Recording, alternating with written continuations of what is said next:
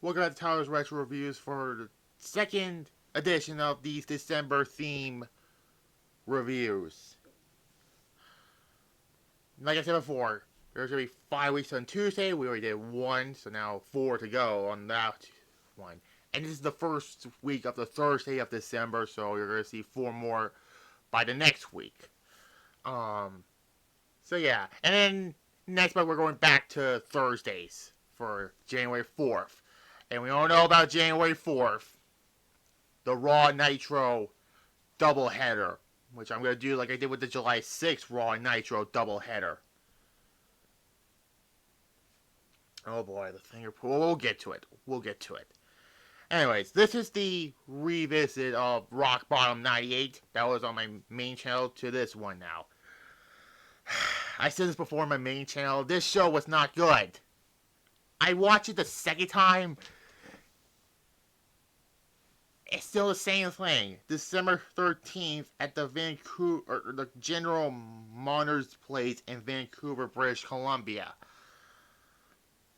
I mean, this was right after Survivor Series. The period after Survivor Series because let's talk about that. So Mankind got screwed in the Deadly Game tournament by The Rock and the McMahons. And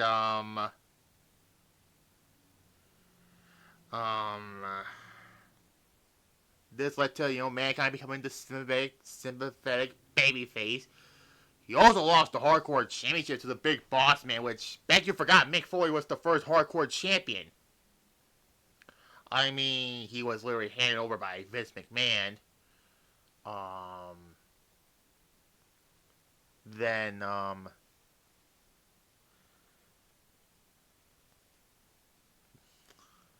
Then Stone Cold Steve Austin, who got fired at Judgment Day, then got brought back by Shane McMahon. Then he got screwed at Survivor Series. But then he got a title shot the next night on Raw, only to end when The Undertaker and Stone Cold reunited the feud that led to, the Buried Alive match for the main event.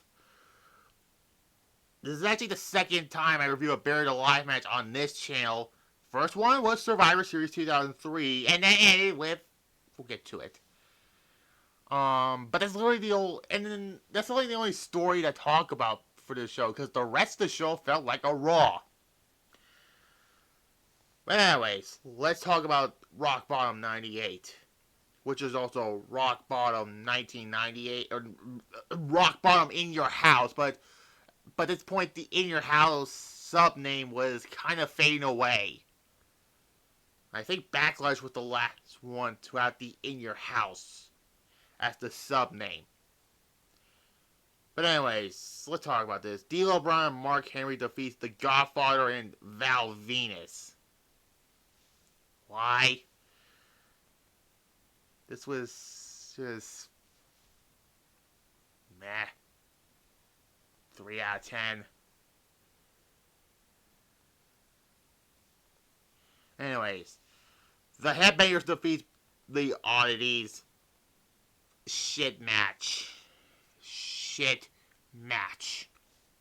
0.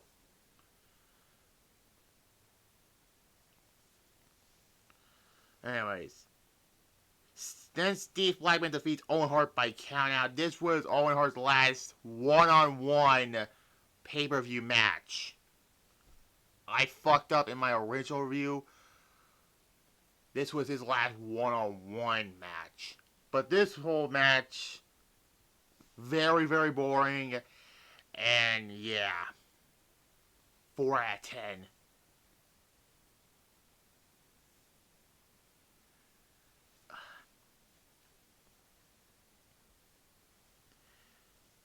Anyways, the Brood of Christian, Edge, and Gangrel defeats the Job Squad of Al Snow, Bob Holly, and Scorpio.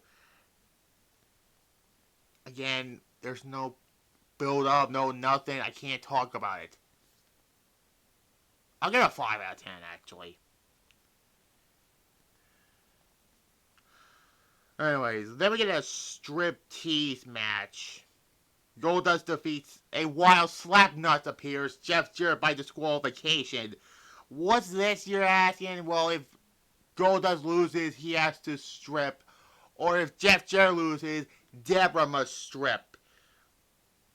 And Jeff Jarrett allegedly won this match, only for Shawn Michaels to, reverse the decision, and yeah. The whole thing is just weird, basically.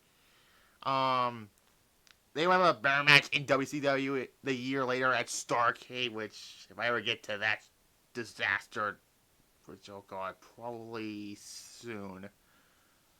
But yeah, it was an okay match, a 5.5 out of 10. Again, I'm just going back to these,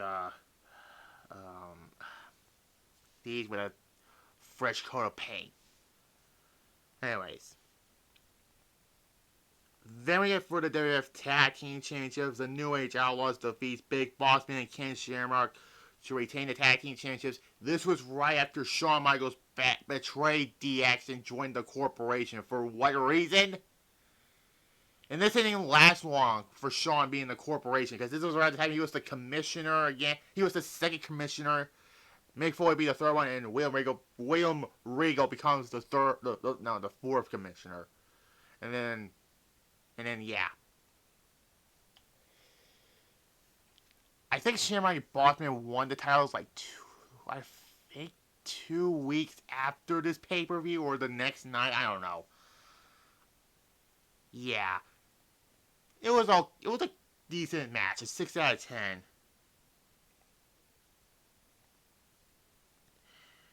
Anyways, then we get for the WWF Championship. The two major storylines I'm talking about here.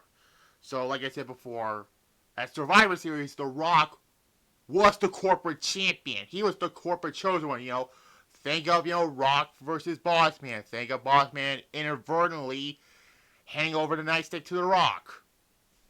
Think of Boss Man's match getting involved with The Rock's match with The Undertaker.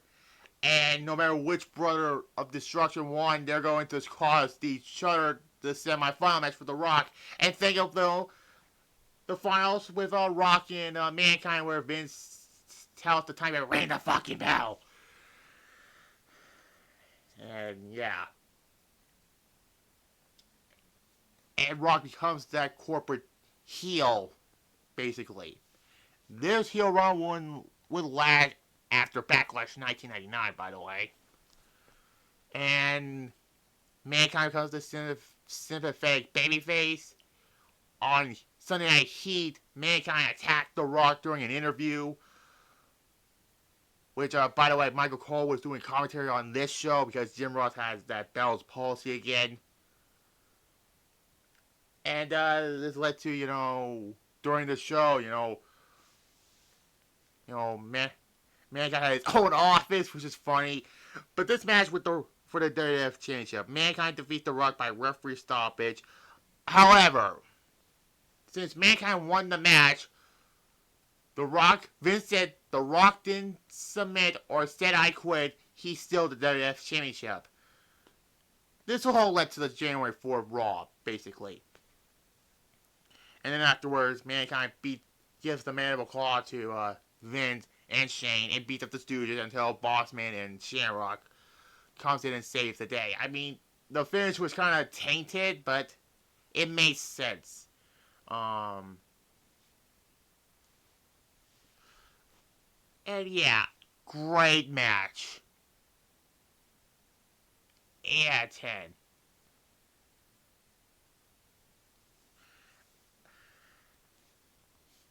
It's the best match on the night. And then we got a Buried Alive match for the rights to compete in the 1999 Royal Rumble. Stone Cold Steve Austin defeats The Undertaker. This was another good match. This whole thing started after, Judgment Day 98. Stone Cold cost The Undertaker and Kane the WWF Championship, and, the whole thing of Stone Cold, screw you, you're fired storyline that didn't last long. And then this led to, the night after Survivor Series where,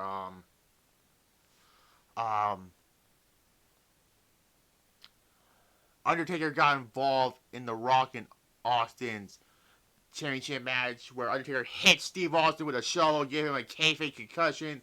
And this is like the whole thing of, Undertaker kidnapping Stone Cold Steve Austin after being in a hospital. And saying they're going to embalm Steve Austin, which Kane made the save. And this led to the whole white coach thing, which is kind of stupid. And then, the match. And then, Austin got up on the air here by hitting him with a shovel. And then Kane and Steve Austin put Paul Bearer in a sewer. What? A sewer? Yeah, that happened. And then the final Raw before this, Undertaker sacrificed Stone Cold Steve Austin to his symbol. He didn't say crucifixion because that's inappropriate.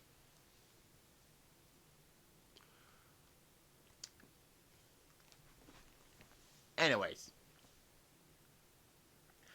this was a good match. Not their best match. This was a typical brawl. They brawl around the arena. They brawl into the gravesite. They fight a little bit in the ring. Austin, stuns gives Undertaker the stunner and put him in the grave. There's a wheelbarrow, dumps the dirt in it, but then Steve Austin tells him, "You get the hell out of here." He chases Paul Bearer away. And for some reason, Austin says, lift it up, because there's going to be a backhoe or whatever. Undertaker sets up. He gets a shovel. He's going to allegedly attack Stone Cold, but then pyro explodes in the gravesite for some reason. Kane comes out. This is literally literally, I think I've seen this before in 2003 Survivor Series, which this event was before that. So Kane attacks the Undertaker. They brawled. Undertaker was going to Tombstone Kane. Then they stop. Then Stone Cold brings out, the back. Oh, and the guy driving it, I think got allegedly fired because yeah. Then they had to stop the match. That kind of hurt the match a little bit.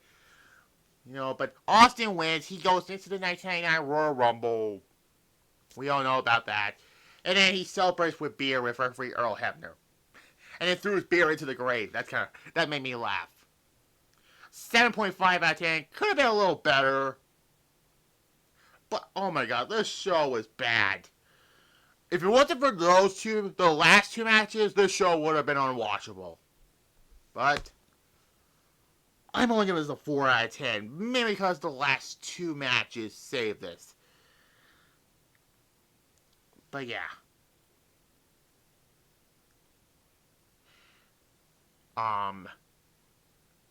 So tomorrow I'll do my SmackDown review.